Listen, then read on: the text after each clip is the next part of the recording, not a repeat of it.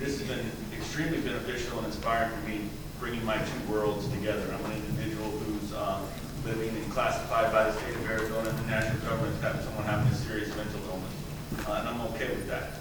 Today I'm also a person in long-term recovery. This is the first time hearing that sort of term, but a person in recovery from substance abuse. I have about 8.5 years of sobriety now,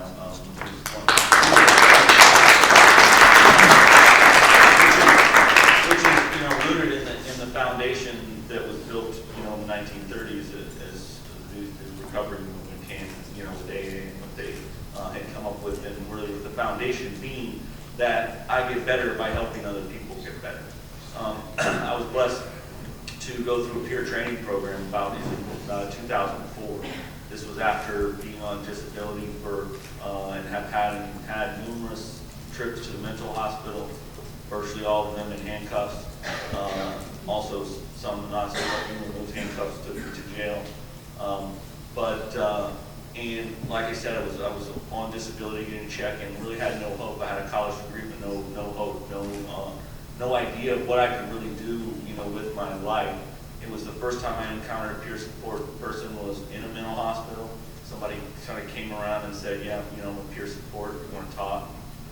Thought it was, a little sort of, weird or whatever, but that was that introduction. Later, I found myself after some legal charges being in a jail diversion program. And there was a person in there that introduced themselves as a peer and said they had some similar experiences to me. And that was a concept that I had been introduced to, within my personal recovery of being introduced to, like I mentioned, the 12 steps and things like getting a sponsor, things like people just coming up to me and reaching their hand out and wanting to talk to me and share their experience with me and listen to what I've been through. And they wanted to do that, you know what I mean? And it was because they got it. They got that recognition that I can get better by helping you get better and by just being the right thing to do. And it's just been a real blessing, like I said, for these two worlds to kind of collide for me today, because I go to a lot of conferences, I speak a lot of conferences, I take young people to a lot of conferences on the mental health realm. But there's really the substance abuse recovery piece is not so much represented there. So I'll interact with other youth coordinators and youth leaders of these mental health groups.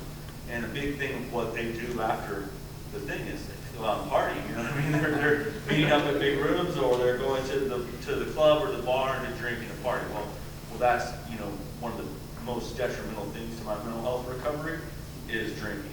If I'm not start drinking and using smoking weed or whatever again, I have no chance in hell of having a good life and being able to help anybody, much less myself.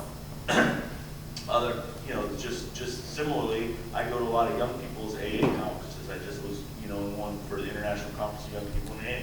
And although a lot of people there have mental health issues and mental health diagnoses, and they identify as such, it can be a little bit different of them not fully understanding the sort of mental health sort of component. And how I describe it to people, I have two separate things. I have this mental illness, serious mental illness over here, and if I don't need to do everything I need to do to take care of that, mental illness, including staying, if I start using drugs and alcohol, I'm screwed.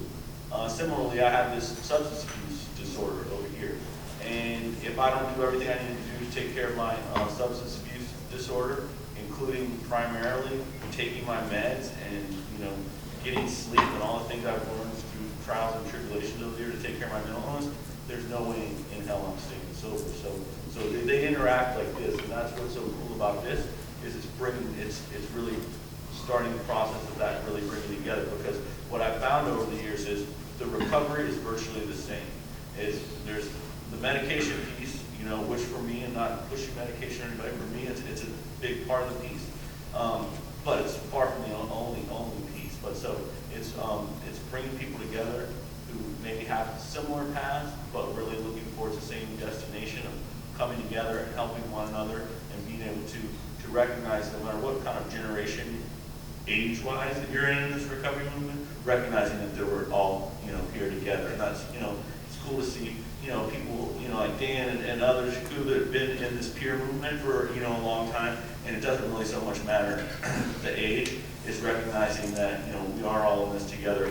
We all have life experience, And that experience can be very, very valuable in helping other people, and also to building, like you were saying, the framework of helping other people, you know, recover and having the foundation to